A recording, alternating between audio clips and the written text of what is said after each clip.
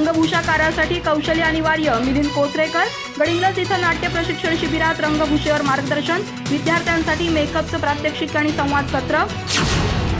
गडिंग्लज येथे शिवराज महाविद्यालयात महाराष्ट्र राज्य शासनाच्या सांस्कृतिक संचालनालयाच्या वतीने आयोजित 10 दिवसांच्या नाट्य प्रशिक्षण शिबिरात रंगभूषा या विषयावर प्रसिद्ध रंगभूषाकार मिलिंद कोचरेकर यांनी मार्गदर्शन केले।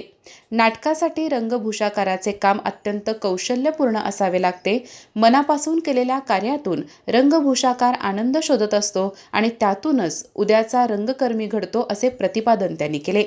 या कार्यक्रमाच्या अध्यक्षस्थानी शिवराज विद्यासंकुलाचे अध्यक्ष प्राध्यापक किसनराव कुराडे होते। प्रारंभी नाट्य प्रशिक्षण शिबिराचे संचालक जुगल किशोर ओझा यांनी स्वागत करून पाहुण्यांचा परिचय करून दिला। मार्गदर्शन करताना मिलिंद कोचरेकर यांनी आपला चेहरा हा कॅनव्हास असावा असे सांगत नाटक, सिनेमा आणि मालिकांमध्ये टीमवर्कचे महत्त्व अधोरेखित केले।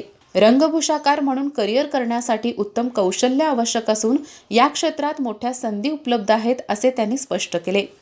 कलाकाराला उठावदार दिसण्यासाठी रंगभूषाकाराचे योगदान अत्यंत महत्त्वाचे असून विविध भूमिकांसाठी कलाकाराला साजेसा मेकअप करून त्याला सादरीकरणासाठी तयार करणे ही रंगभूषाकाराची मुख्य भूमिका असल्याचे त्यांनी सांगितले।